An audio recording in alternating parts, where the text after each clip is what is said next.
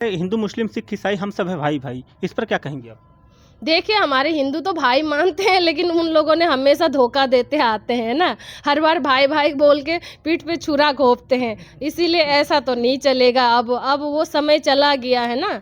अब तो हिंदू जागृत हो गए हैं, घर घर में सभी शस्त्र भी रखने लगे हैं और शास्त्र भी पढ़ने लगे, शस्त्र भी उठाने लगे हैं। अब जब उनके मस्जिदों में हमारे मंदिरों में उन्होंने अपना मस्जिद बनाया है ना, अभी राम जी को वहाँ से उनके उससे छुड़ाया, और अब जाकर क्या कहते हैं, वो हमारे गंगा जी में कैसे आ सकते हैं? ये तो हमारा सनातन धर्म का धरोहर है, माँ गंगा है, उसको कैसे गंदा कर सकते हैं, है ना। आजकल सुना है जगह जगह हिंदू बन के प्रसादों में थूक कर बेच रहे हैं, है ना। तो ऐसे चीज़ों को रोक लेना चाहिए, सरकार को भी उनको प्रवेश करने नहीं देना चाहिए। अच्छा, आप भी विरोध करती हैं? हाँ जी, हाँ जी, ज़रूर, क्यों नहीं। हम सनातनी हैं, हम सन्यासी हैं, ऐसी चीज़ों का, अशुद्धि चीज़ों का क्यों विरोध नहीं करेंगे। नहीं, आजकल पूरे मुंह काला करके, हाथ में मसाल दे के उनको भगाया गया, इसलिए मुसलमान बोलते हैं ना, मसाल हाथ में और काला कपड़ा उड़ा के इनको विदा किया गया। तभी से मैंने सुना है कि ये मुस्लिम संप्रदाय वहीं से बुर्का पहन के, ये मुझे और बाकी अन्यथा मुझे कहीं किताबों में नहीं पढ़ा, ये मैंने संतों द्वारा बचपन में सुना था। ये कितना सत्य है अब ये तो। महाकुंभ 2025 में आपका बहुत बहुत स्वागत है। आज हमारे साथ महिला सन्यासी हैं और आज हम इनसे बात करेंगे कि आज ये महाकुंभ 2025 के बारे में क्या कुछ कहने वाली हैं और क्या कुछ अलग इस बार डिबेट में हम आपको दिखाएंगे। पिछले हम कई महिला सन्यासी का हमने इंटरव्यू भी किया है, आप लोग तक पहुंचाया, और इस बार योगी जी और मोदी जी का जो भव्य यह दिव्य लग रहा है, कह रहे हैं कि राम लक्ष्मण की जोड़ी बताई जा रही है। पूरे सनातन धर्म को जो है इस बार इतनी लाइट लगा दिए हैं और इतना जो है व्यवस्थाएं कर दी हैं कि लोग सराहना कर रहे हैं। दूर दराज से इंटरनेशनल स्तर के लोग आ रहे हैं, दर्शनार्थी आ रहे हैं केवल देखने के लिए कि प्रयागराज महाकुंभ इस बार जो लगा है वो कैसा है। और आइए हम बात करते हैं जो माता जी हैं, मैं इनके मुखार बिंदु से इनका परिचय एक बार जानना चाहूँगा कि इनका नाम क्या है और कब से महिला सन्यासी बनी है। क्या नाम है माता जी, एक बार अपना परिचय बता दीजिए। श्रीमैन साक्षी गिरी महाराज, और मेरा जन्म आसाम में हुआ, लेकिन मेरा आश्रम हरिद्वार है। अच्छा माता जी, ये बताइए, असम की जो भाषा है वो कुछ अलग है, हाँ, और असम। आज तो आपका जो साक्षात देवी का रूप है हम देख रहे हैं कि आज हिंदी में आप यहाँ की भाषा में बात कर रही हैं, और असम में हम लोग जाते हैं तो वहाँ की भाषा ऐसी नहीं है। क्या कहेंगी आप? देखिए, ये भाषा का तो देखिए, मेरा जो वहाँ का आसाम का लैंग्वेज आसामीस लैंग्वेज है, जी और ये जो आज मैं हिंदी भाषा भी बोल रही, सब गुरु कृपा है। जी। हाँ जी। अच्छा, महाकुंभ 2025 का आगाज हो चुका है, क्या कहना चाहेंगे दर्शनार्थियों को? आप सभी श्रद्धालु आए यहाँ पर, है ना, संतों का दर्शन करिए। यहाँ सभी आचार्य से लेके महामंडलेश्वर से लेके सारे पदाधिकारी लोग आए हुए हैं। हमारे जूना अखाड़े में भी पदाधिकारी लोग होते हैं। यहाँ केदारनाथ से, बद्रीनाथ से, पहाड़ों से भी संत जो तपस्या कर रहे थे 6 सालों से, तो वो भी नीचे उतर के अभी महाकुंभ में आए हुए हैं। उन सभी का दर्शन करें, और यहाँ जैसा अपना जो साधना करने वाले वो साधना करें, जो जब तब करने वाले जब तब करें, और अपना भ्रमण करें, सभी साधु संतों का दर्शन करें, आशीर्वाद लाभ उठाए, और कोई भी क्वेश्चन हो साधु संतों से पूछ के उनका निवारण करिए। माता जी, एक सवाल और करेंगे। जैसे कि आप देख रही हैं कि महिला आप सन्यासी हैं, नागा सन्यासी हैं, तो इसमें कई कहते हैं कि नागा सन्यासी कभी उनका 1 मीटर 2 मीटर कपड़ा होता है, वो बिना सिला हुआ कपड़ा पहनती हैं, तो इस पर क्या कहेंगी आप? देखिए, जो नागा सन्यासी, जब हमें दीक्षा दिया जाता है ना, सन्यास दीक्षा दिया जाता है, तब हमें 3.25 मीटर का ब्रह्मगाथी बांध दिया जाता है, और कोपीन भी दिया जाता है, और पूरे भस्म, शरीर में भस्म रमा के गंगा किनारे हमें 108 बार डुबकी लगा के, और हमारे बनारस से पंडित लोग आते हैं, ब्राह्मणों द्वारा हमारा सन्यास दीक्षा का कार्यक्रम शुभारंभ हो जाता है। और हमें 24 घंटे पहले से ही हमें अपना ज़मीन में सोना, और व्रत, जैसे व्रत रखा जाता है उसी तरह से हमें नियमों का पालन किया जाता है। और दूसरे दिन गंगा किनारे आके अपना मुंडन होता है, जैसे पुरुषों का होता है वैसे माताओं का भी मुंडन होता है। मुंडन इत्यादि होने के बाद गंगा स्नान करते हैं। गंगा स्नान के बाद उनको भभूति चढ़ाया जाता है। भभूति चढ़ाने के बाद उनका पिंड बनाया जाता है, और पिंड के लास्ट में स्वयं का होता है। एक माता के पक्ष में होता है, एक पिता के पक्ष में होता है। बोलते एक पुरुष जब संन्यास लेते हैं तो 7 पीढ़ी तर जाते हैं। जी, जी। लेकिन एक महिला जब संन्यास धारण करते हैं ना, तो बोलते 14 कुल को तारते हैं, जी। एक माता के, एक पिता के। तो लास्ट में जितने भी माता के कुल में जितने भी पूर्वज लोग मतलब समाप्त हो गए, उनके नाम से भी पिंड दिया जाता है, और पिता के पक्ष में जितने भी उन शरीर छोड़ चुके हैं, उनके नाम से भी पिंड दिया जाता है, और आखिरी में अपने नाम से दिया जाता है। तो हमारा क्या है, समाधि लग भी जाए ना, तो ये सब आप लोगों के जैसे तेरहवीं वगैरह करने की आवश्यकता नहीं है। हमें सीधे जमीन, या तो जल समाधि या तो जमीन में उनका समाधि लगते हैं। अच्छा माता जी, आपका जो जीवन परिचय रहा वो बहुत ही आज दुख, मतलब कहते हैं कि एक जब नागा सन्यासी हो जाते हैं परिवार से मोह त्याग हो जाता है, तो कैसे आपका ये धारण करने का ये कैसा आपका ये जीवन रहा? और देखिए, मेरा तो बाल्यकाल से मैं संत के घर में पैदा हुई हूँ, और मेरे बाल्यकाल से ही भक्ति के ओर ही मेरा झुकाव था, रुझान था। बचपन से ही वैसा ही माहौल था, मेरा भक्तिमय माहौल था। मेरे पिताजी खुद संत हैं, मैं बचपन से उनको ही देखते हुए बड़ी हुई हूँ, तो मेरा संत वाला माहौल ही था बचपन से। तो उनको देखते देखते मेरे मन में भी ऐसे धारणा आए। बचपन में हम कहते थे हम भी बाबा बनेंगे, बाबा बनेंगे, लेकिन बाबा बनना हमें क्या है हमें नहीं पता था।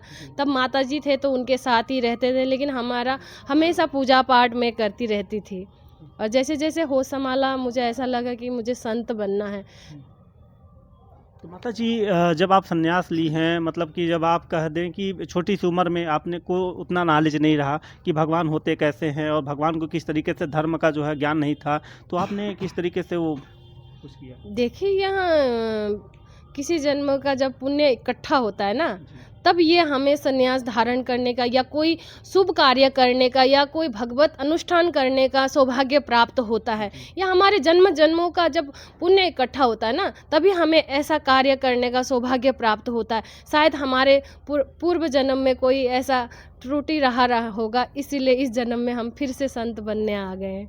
क्या माता पिता ने मना नहीं किया कि आप जो है जो जीवन है वो अच्छा है और संत का जीवन जो है तो बहुत दुखदाई होता है? नहीं नहीं, ऐसे मेरी माता का तो शरीर पूरा हो चुका था जब मैंने संन्यास लिया। उनका शरीर पूरा होते 1 साल बाद मेरा संन्यास, क्योंकि मेरे 5 साल में ही दीक्षा ले लिया गया था मेरा, लेकिन मैंने घर नहीं छोड़ा था, संन्यास पूर्णता से लिया नहीं था। तो जैसे मेरी माता जी का शरीर छूटा, 1 साल बाद तुरंत हमने अपना संन्यास की ओर हमने प्रस्थान किया। माता जी, आप किस अखाड़े से हैं, थोड़ा ये बता दीजिए। मैं जूना अखाड़े से हूँ। जूना अखाड़े से। अच्छा मैम, 13 अखाड़ा होने के बाद जो है किन्नर एक अलग से जो है इसमें ज्वाइंट किया गया है, 14वां अखाड़ा किन्नर समाज का बोला जाता है, कि आज इसको जो है जोड़ने का क्या रहस्य रहा? नहीं, 14वां अखाड़ा नहीं है, किन्नर हमारे जूना अखाड़े का ही हिस्सा है। जूना अखाड़े ने ही एक्सेप्ट किया है, तो उसको जूना अखाड़े के लोगों ने एक्सेप्ट किया है, संतों ने, और 14वां अखाड़ा अभी बना नहीं है। वो लोग तो बताते हैं कि 14वें अखाड़े से हम लोग आते हैं। ऐसा तो खैर हमारे अभी हरिगिरी महाराज, प्रेमगिरी महाराज ने ऐसा तो नहीं कहा है, लेकिन वो जूना अखाड़े के ही हिस्सा है जी। अच्छा, वो लोग कभी गलियों में जाते थे मांगने के लिए, और कभी लड़ाइयाँ झगड़े होते थे किन्नर समाज के, जब अगर लड़का हो जाता है तो उनके घर मांगने जाते हैं, खुशियाँ की बधाइयाँ मांगने जाते हैं। तो अब जो है धर्म का जो प्रचार कर रहे हैं, वो आपको कैसा लग रहा है? ये तो बहुत गर्व के और हर्ष की बात है कि चलो, हाँ, जो किन्नर क्या है, अभी मैंने थोड़ी देर पहले भी बताया कि वो अर्धनारीश्वर का स्वरूप है ना। और हमारे महाभारत के युद्ध के समय भी आपका शिखंडी थे, उनको भी इतना सम्मान दिया गया, और युद्ध भी लड़े वो महाभारत का। तो अब हमारे धर्म में आए हैं तो उनका स्वागत करो, है ना, उनका सम्मान करो। और वो सब पढ़े लिखे हैं, धर्म का, हमारा सनातन धर्म का प्रचार प्रसार कर रहे हैं, तो ये तो बहुत आनंद की बात है ना, हर्ष की बात है। उनका सम्मान करना चाहिए, और सभी को उनका सत्कार भी करना चाहिए, उनको आदर सम्मान के साथ देखना चाहिए। देखिए, वो भी एक मनुष्य हैं, उनका भी सम्मान का अधिकारी हैं। अच्छा माता जी, एक सवाल और करेंगे, थोड़ा चटपटा है, तीखा है, क्योंकि अभी लोग ये बता रहे हैं कि जो मुस्लिम वर्ग के लोग हैं वो जनसंख्या इतनी तेज़ी के साथ बढ़ा रहे हैं, और हिंदू धर्म जो होता है, जो अपना सनातन धर्म है, आज लोग छोटी सी उम्र में बाल्यावस्था में जो है वो लोग संत बन जाते हैं, तो उनका परिवार कैसे बढ़ेगा? देखिए, ये क्या कहते हैं, अब ये जो सन्यासी हैं, अब देखिए, एक घर से वो विदा लेते कि सन्यास का धर्म है त्याग, बिना त्याग लिए संन्यास धारण कर ही नहीं सकते हैं। और एक घर छोड़ते, उस घर में कितने होंगे, पाँच लोगों की सदस्य होंगे, 6 लोगों की सदस्य होंगे, लेकिन एक संन्यास लेके जब संन्यास समाज में उतरते हैं ना, तो उनको लाखों लोग, करोड़ों लोग पब्लिक होते। वो कौन है? संतान ही तो है ना सन्यासी का। वो संतान के रूप में ही उनको देखा जाते हैं। जैसे अभी हमारे आचार्य जी हैं, वो वहीं से आए हैं भक्त लोग, और ये लोग क्या है, कितने दूर दूर से, उनके न जाने पंडाल में करोड़ों की संख्या में अभी आएंगे। तो वो कौन है? गुरु हैं। गुरु कौन होते हैं? पिता के समान ही होते हैं ना, गुरु तुल्य। और भले हमारे तो आदि गुरु शंकराचार्य ने यह अखाड़ा का निर्माण किया है ना, तो इसमें क्या है कि महिला होती हैं, जो मुस्लिम समुदाय से लोग आते हैं, वो बच्चा जो है जनसंख्या आगे बढ़ाते हैं। तो हिंदू अपना सनातन धर्म जो है वो वह जनसंख्या क्यों नहीं बढ़ाता है? छोटी सी उम्र में, बाल्यावस्था में आप जैसे सन्यासी बन गई, तो क्या ये बच्चा जो होता है, क्या आप जो है शादी कर सकती हैं? नहीं, हमारे संन्यास लेने के बाद विवाह नहीं होता है।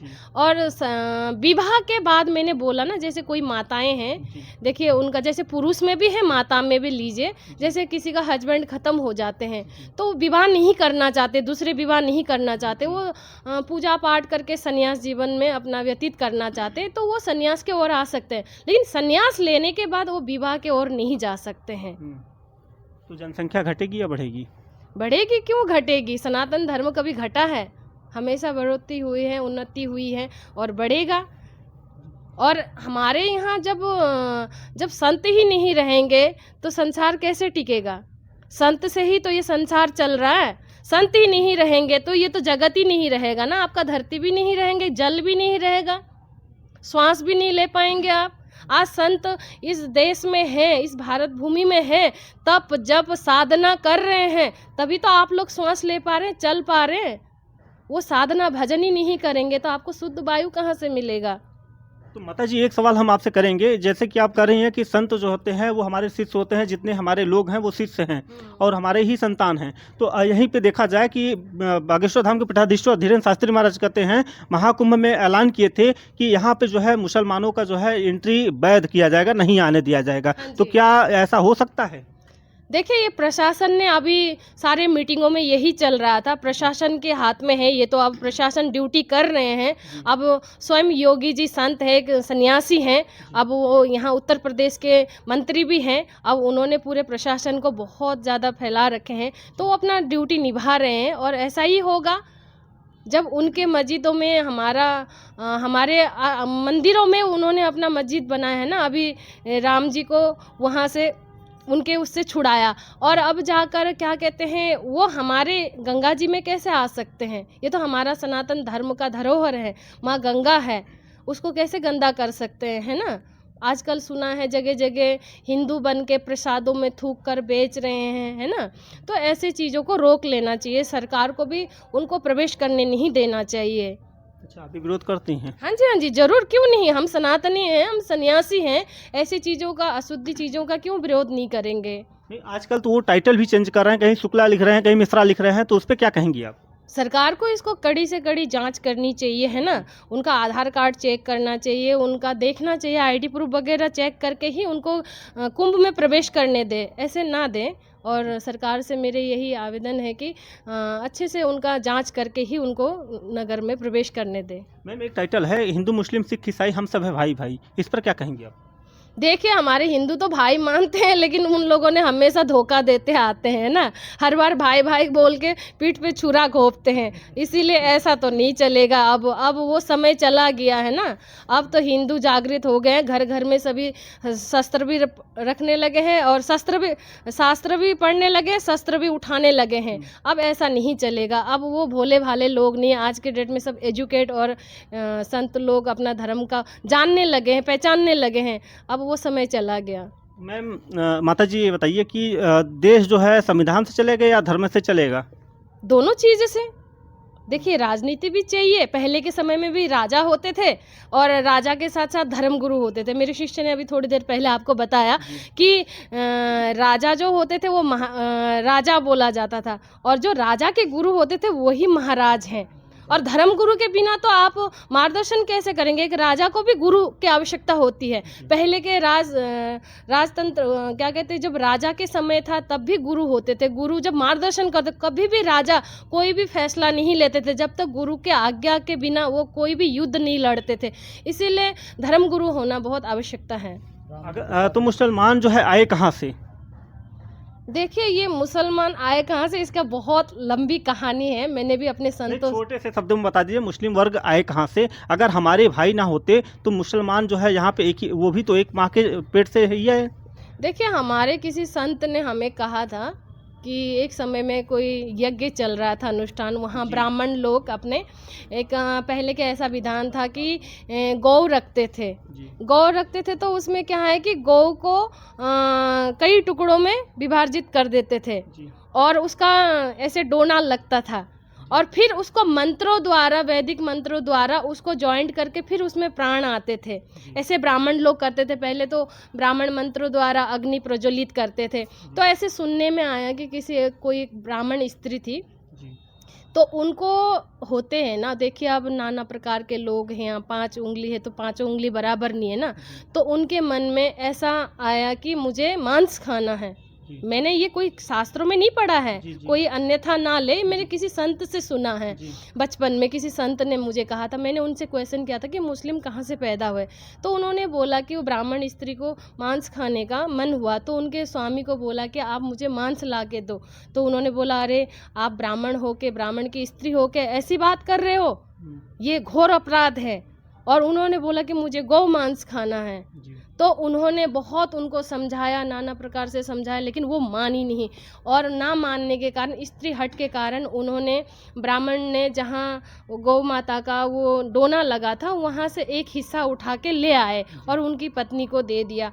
और जब ब्राह्मण ने मंत्रों द्वारा, वेद मंत्रों द्वारा जब उच्चारण किया तो जब गौ जीवित नहीं हुए तो सबने आश्चर्य हुआ कि ये कैसे हो गया। जी। तो ध्यान के द्वारा, पहले के समय में ध्यान द्वारा देखा जाता था तो पता लगा कि ऐसे ऐसे हुआ।